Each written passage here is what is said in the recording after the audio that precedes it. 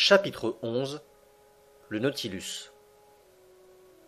Le capitaine Nemo se leva, je le suivis, une double porte ménagée à l'arrière de la salle s'ouvrit, et j'entrai dans une chambre de dimension égale à celle que je venais de quitter. C'était une bibliothèque. De hauts meubles en palissandre noir incrustés de cuivre supportaient sur leurs larges rayons un grand nombre de livres uniformément reliés. Ils suivaient le contour de la salle et se terminaient à leur partie inférieure par de vastes divans capitonnés de cuir marron qui offraient les courbes les plus confortables. De légers pupitres mobiles, en s'écartant ou se rapprochant à volonté, permettaient d'y poser le livre en lecture. Au centre se dressait une vaste table couverte de brochures, entre lesquelles apparaissaient quelques journaux déjà vieux. La lumière électrique inondait tout cet harmonieux ensemble et tombait de 4 globes dépolis à demi engagés dans les volutes du plafond. Je regardais avec une admiration réelle cette salle si ingénieusement aménagée, et je ne pouvais en croire mes yeux. « Capitaine Nemo, dis-je à mon hôte, qui venait de s'étendre sur le divan, voilà une bibliothèque qui ferait honneur à plus d'un palais des continents, et je suis vraiment émerveillé, quand je songe qu'elle peut vous suivre au plus profond des mers. » « Où trouverait-on plus de solitude, plus de silence, monsieur le professeur ?» répondit le capitaine Nemo. « Votre cabinet du muséum vous offre-t-il un repos aussi complet ?»« Non, monsieur, et je dois ajouter qu'il est bien pauvre auprès du vôtre. Vous possédez là 6 ou 7 000 volumes. »« 12 000, monsieur Aronnax. Ce sont les seuls liens qui me rattachent à la terre. Mais le monde a fini pour moi le jour où mon Nautilus s'est plongé pour la première fois sous les eaux. Ce jour-là, j'ai acheté mes derniers volumes, mes dernières brochures, mes derniers journaux, et depuis lors, je veux croire que l'humanité n'a plus ni pensé ni écrit. Ces livres, monsieur le professeur, sont d'ailleurs à votre disposition et vous pourrez en disposer librement. » Je remerciai le capitaine Nemo et je m'approchai des rayons de la bibliothèque. Livres de sciences, de morale et de littérature écrits en toutes langues y abondaient, mais je ne vis pas un seul ouvrage d'économie politique. Ils semblaient être sévèrement proscrits du bord. Détail curieux, tous ces livres étaient indistinctement classés en quelque langue qu'ils fussent écrits, et ce mélange prouvait que le capitaine du Nautilus devait lire couramment les volumes que sa main prenait au hasard. Parmi ces ouvrages, je remarquai les chefs-d'œuvre des maîtres anciens et modernes, c'est-à-dire tout ce que l'humanité a produit de plus beau dans l'histoire. La poésie, le roman et la science, depuis Homère jusqu'à Victor Hugo, depuis Xénophon jusqu'à Michelet, depuis Rabelais jusqu'à Madame Sand. Mais la science, plus particulièrement, faisait les frais de cette bibliothèque. Les livres de mécanique, de balistique, d'hydrographie, de météorologie, de géographie, de géologie, etc., y tenaient une place non moins importante que les ouvrages d'histoire naturelle. Et je compris qu'ils formaient la principale étude du capitaine. Je vis là tout le Humboldt, tout l'Arago, les travaux de Foucault, d'Henri Sainte-Claire de Ville, de Chasles, de Maine-Edwards, de Quatrefages, de Tyndall, de Faraday, de Berthelot, de l'abbé Secchi, de Petermann, du commandant Bory, d'Agassiz, etc., les mémoires de l'Académie des sciences, les bulletins des diverses sociétés de géographie, etc., et en bon rang, les 2 volumes qui m'avaient peut-être valu cet accueil relativement charitable du capitaine Nemo. Parmi les œuvres de Joseph Bertrand, son livre intitulé « Les fondateurs de l'astronomie » me donna même une date certaine. Et comme je savais qu'il avait paru dans le courant de 1865, je pus en conclure que l'installation du Nautilus ne remontait pas à une époque postérieure. Ainsi donc, depuis 3 ans au plus, le capitaine Nemo avait commencé son existence sous-marine. J'espérais d'ailleurs que des ouvrages plus récents encore me permettraient de fixer exactement cette époque. J'avais le temps de faire cette recherche, et je ne voulus pas retarder davantage notre promenade à travers les merveilles du Nautilus.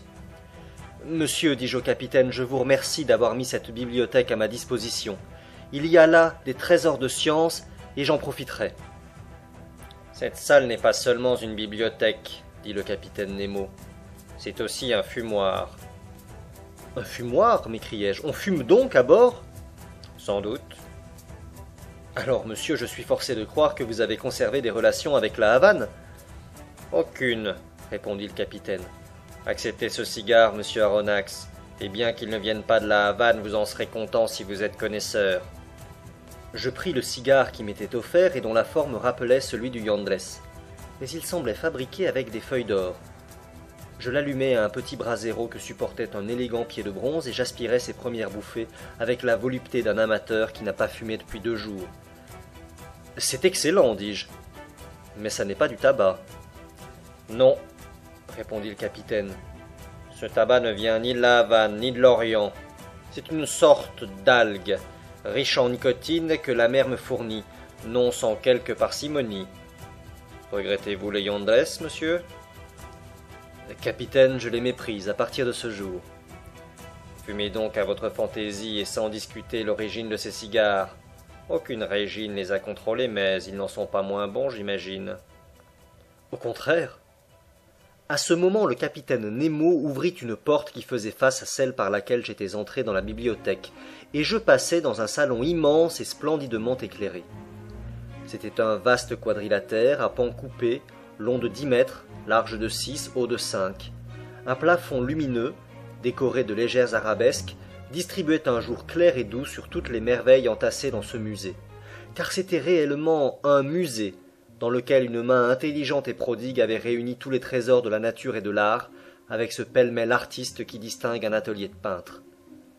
Une trentaine de tableaux de maître, à cadres uniformes, séparés par d'étincelantes panoplies, ornaient les parois tendues de tapisseries d'un dessin sévère.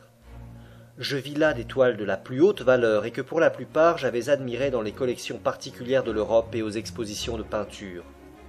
Les diverses écoles des maîtres anciens étaient représentées par une Madone de Raphaël, une Vierge de Léonard de Vinci, une nymphe du Corrège, une femme du Titien, une Adoration de Véronèse, une Assomption de Murillo, un portrait d'Holbein, un moine du Vélasquez, un martyr de Ribera, une kermesse de Rubens, 2 paysages flamands de Teniers, 3 petits tableaux de genre de Gérardot, de Metsu et de Paul Potter, 2 toiles de Guéricault et de Prudhon, quelques marines de Bakhuysen et de Vernet.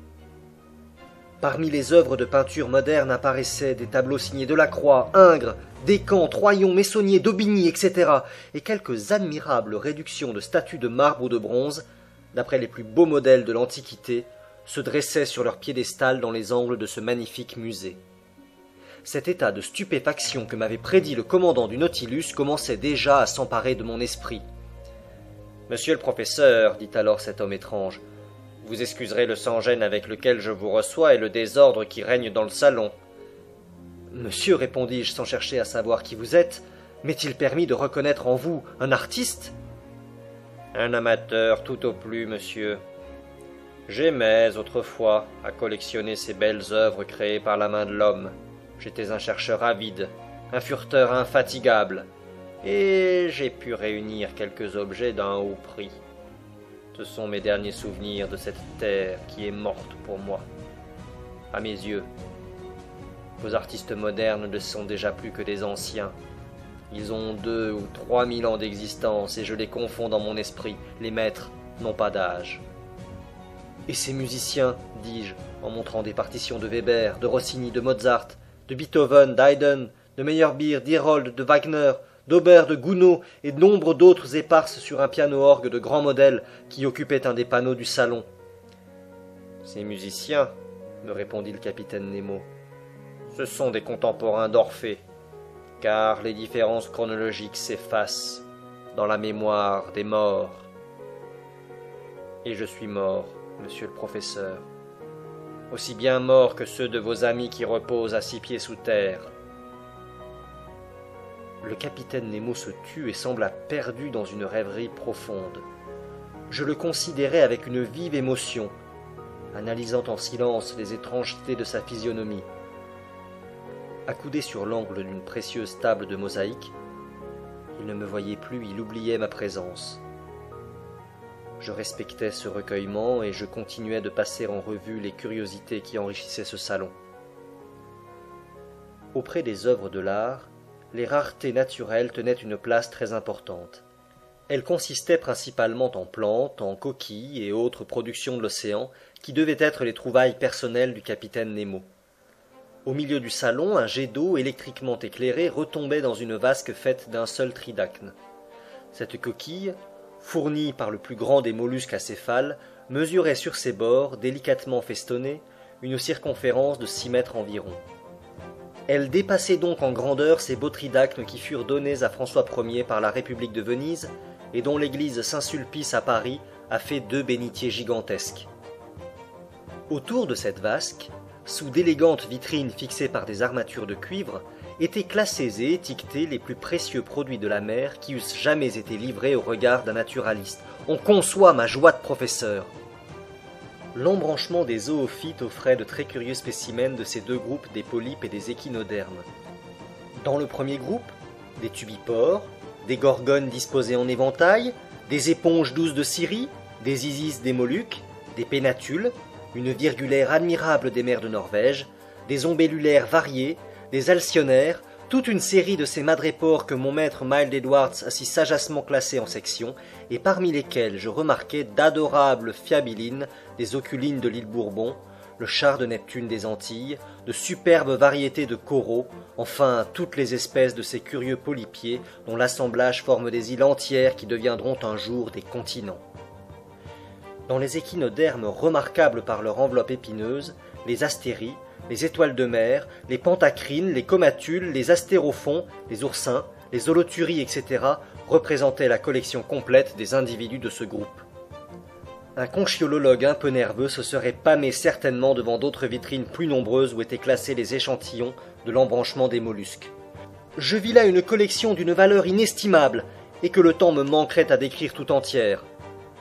Parmi ces produits, je citerai, pour mémoire seulement, l'élégant marteau royal de l'océan Indien dont les régulières taches blanches ressortaient vivement sur un fond rouge et brun, un spondyle impérial aux vives couleurs tout hérissé d'épines, rare spécimen dans les muséums européens et dont j'estimais la valeur à 20 000 francs, un marteau commun des mers de la Nouvelle-Hollande qu'on se procure difficilement, des buccardes exotiques du Sénégal, fragiles coquilles blanches à double valve qu'un souffle eût dissipé comme une bulle de savon, plusieurs variétés des arrosoirs de Java, sortes de tubes calcaires bordés de replis foliacés et très disputés par les amateurs, toute une série de trocs, les uns jaunes verdâtres pêchés dans les mers d'Amérique, les autres d'un brun roux, amis des eaux de la Nouvelle-Hollande, ceux-ci venus du golfe du Mexique, et remarquables par leurs coquilles imbriquées, ceux-là des stellaires trouvés dans les mers australes, et enfin, le plus rare de tous, le magnifique éperon de la Nouvelle-Zélande.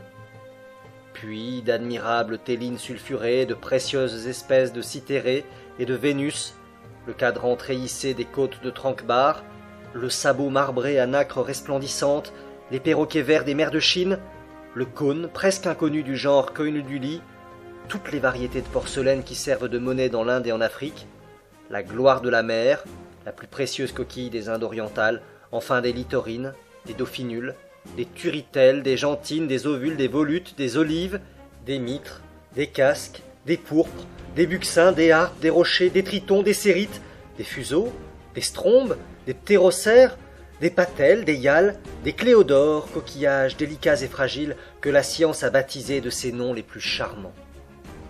À part et dans des compartiments spéciaux, se déroulaient des chapelets de perles de la plus grande beauté que la lumière électrique piquée de pointes de feu.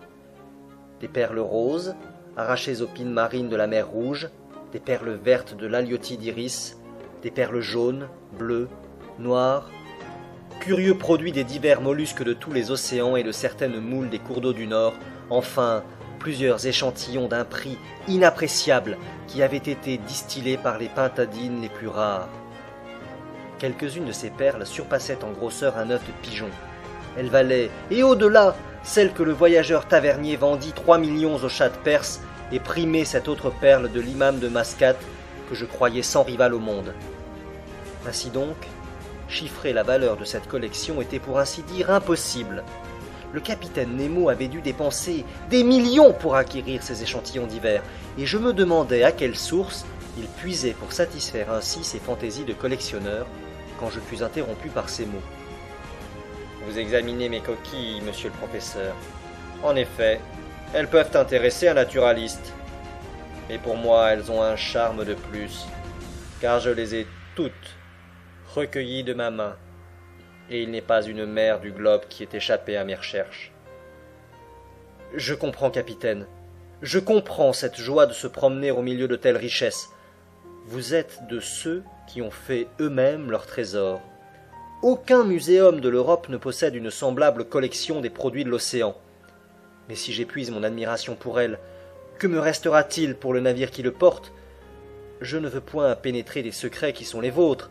Cependant, j'avoue que ce Nautilus, la force motrice qu'il renferme en lui, les appareils qui permettent de le manœuvrer, l'agent si puissant qui l'anime, tout cela excite au plus haut point ma curiosité. Je vois suspendus au mur de ce salon des instruments dont la destination m'est inconnue. Puis-je savoir? Monsieur Aronnax, me répondit le capitaine Nemo, je vous ai dit que vous seriez libre à mon bord, et par conséquent aucune partie du Nautilus ne vous est interdite. Vous pouvez donc le visiter en détail et je me ferai un plaisir d'être votre Cicérone. Je ne sais comment vous remercier, monsieur, mais je n'abuserai pas de votre complaisance. Je vous demanderai seulement à quel usage sont destinés ces instruments de physique. Monsieur le professeur, ces mêmes instruments se trouvent dans ma chambre et c'est là que j'aurai le plaisir de vous expliquer leur emploi. Mais auparavant, venez visiter la cabine qui vous est réservée. Il faut que vous sachiez comment vous serez installé à bord du Nautilus. Je suivis le capitaine Nemo qui, par une des portes percées à chaque pan coupé du salon, me fit rentrer dans les coursives du navire. Il me conduisit vers l'avant et là je trouvai, non pas une cabine, mais une chambre élégante avec lit, toilette et divers autres meubles. Je ne pus que remercier mon hôte. « Votre chambre est contiguë à la mienne, » me dit-il en ouvrant une porte, « et la mienne donne sur le salon que nous venons de quitter. » J'entrai dans la chambre du capitaine. Elle avait un aspect sévère, presque cénobitique. Une couchette de fer, une table de travail, quelques meubles de toilette, le tout éclairé par un demi-jour. Rien de confortable, le strict nécessaire seulement. Le capitaine Nemo me montra un siège.